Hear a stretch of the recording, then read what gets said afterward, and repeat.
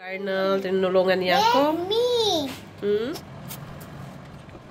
Good morning! Nami sa kitchen. Nagluto kami ng mahaan. Pasensya na sa palibot. Ang daming hugasin. Kami ng maha blanca. Carnal, tinulungan niya ako.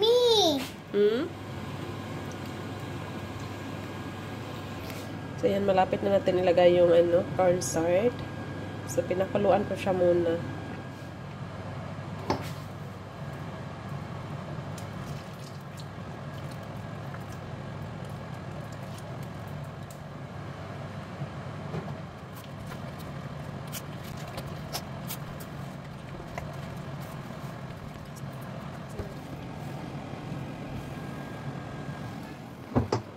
Ewan ko kung tama itong maha ko, parang may mali.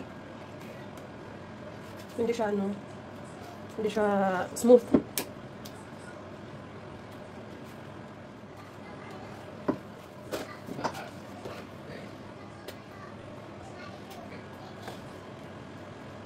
Eating cheese, mozzarella siya. Malamin.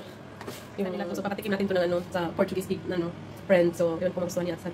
Masarap yung paggawa. So yan guys, tapos ako nagluto ng maha. Nagluto ako muna bago naghugas kasi kailangan natin siya palamigin. So kaya nagluto muna ako bago naglinis ito sa namin sa sink. So ayan, while ako nagka-start ko lang naghugas, nag-alas yung asawa ko ng breakfast. Kaya ito nilutuan ko muna siya ng bangla breakfast. To siya, parota tsaka sunny side up na itlog. So yan yung breakfast niya most of the time. So yun guys, pagkatapos ako nito maghugas, so mag-prepare or magluto na ako, magdahan-dahan ako magluto sa mga lulutuin ko today para sa bisita namin. So hindi naman marami yung lulutuin ko, lang 2 putahe lang at saka yung mga gulay kasi meron kaming vegetarian na friend isa. So mabilis lang kasi 3 lang din naman sila.